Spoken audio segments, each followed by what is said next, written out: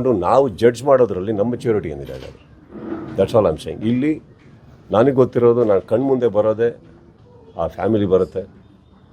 So ಎಲ್ಲೋ ಒಂದು ಕಡೆ ನಮಗೆ ಗೊತ್ತಿರೋದು ಅದು ಯಾರೇ ಆಗಿರಲಿ ಅದು 100% ಯಾರು ಇವಾಗ ಇವರೇ ಅವರೇ ಅಂತ ಹೇಳೋದಕ್ಕೆ ನೀವ್ಯಾರು ನಾವ್ಯಾರು ಸರ್?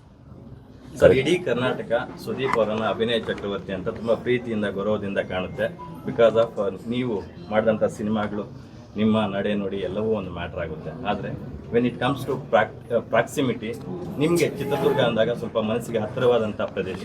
ನೀವು ಸಾಕಷ್ಟು ಸಾಮಾಜಿಕ ಕಾರ್ಯಗಳನ್ನು ಅಲ್ಲಿ ಮಾಡಿದ್ದೀರಾ. ಹಾಗಾಗಿ ಚಿತ್ರದುರ್ಗದ ಮೂಲದ ವ್ಯಕ್ತಿಯೊಬ್ಬರು ತೀರ್ಕೊಂಡಿದ್ದಾರೆ. ಸೊ ಅವ್ರ ಫ್ಯಾಮಿಲಿಗೆ ಏನು ಹೇಳ್ತೀರಾ? ಸಾಕಷ್ಟು ಮನೆಯಲ್ಲಿ ಫೋಟೋ ಇದೆ ಸರ್. ಏನು ಹೇಳ್ತೀನಿ ಕೇಳಿ, ಇಲ್ಲಿ ಒಂದು ಜೀವ ಹುಟ್ಟಿತು ಇಲ್ಲ ಒಂದು ಜೀವ ಹೋಯ್ತು ಅಂದಾಗ ಇಂಥ ಊರಲ್ಲಿ ಹುಟ್ಟಿದ್ರೆ ಮಾತ್ರ ಅದನ್ನು ಜಾಸ್ತಿ ಸಂಭ್ರಮಿಸ್ತೀನಿ, ಇಲ್ಲ ಇಂಥ ಊರಲ್ಲಿ ಮಾತ್ರ ಹೋಯ್ತು ಅಂದರೆ ಅದನ್ನು ಜಾಸ್ತಿ ದುಃಖ ವ್ಯಕ್ತಪಡಿಸ್ತೀನಿ ಅಂತ ಹೇಳೋಕ್ಕಾಗಲ್ಲ ಸರ್. ನಾನೊಬ್ಬ ಕನ್ನಡಿಗ ಸರ್.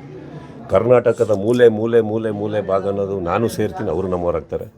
ಮೊನ್ನೆ ಅಷ್ಟೇ ಒಂದು ಊರಲ್ಲಿ ಹೋದಾಗ ನಾನು ಹೇಳಿದೆ, ಅವರು ತುಳುನಾಡು ಅನ್ಬೇಕಾದ್ರೆ ನಾನೇ ಪ್ರೀತಿಯಿಂದ ಹೇಳಿದ್ದಲ್ಲ ಸರ್, ನಮ್ಮನ್ನು ಹೊರಗಡೆ ಮಾಡಿಬಿಟ್ರಲ್ಲ ಅಂದ್ಬಿಟ್ಟು. ಹಾಗಲ್ಲ ಸರ್. ಚಿತ್ರದುರ್ಗ ಊರಾಗಲಿ, ಶಿವಮೊಗ್ಗ ಊರಾಗಲಿ, ಪ್ರತಿಯೊಂದು ಕರ್ನಾಟಕದಲ್ಲಿರೋ ಊರು ನಮ್ಮ ಪ್ರೀತಿಯಾದಂಥ ಸ್ಥಳ ಇರ್ಬೋದು. ಆದರೆ ಕರ್ನಾಟಕದಲ್ಲಿ ಹುಟ್ಟಿರೋಂಥ ಪ್ರತಿಯೊಬ್ಬ ವ್ಯಕ್ತಿನೂ ಕನ್ನಡಿಗ ಅಂದಮೇಲೆ ಅವ್ನು ನಮಗೆ ಹತ್ರನೇ ಆಗ್ತಾನೆ ಸರ್.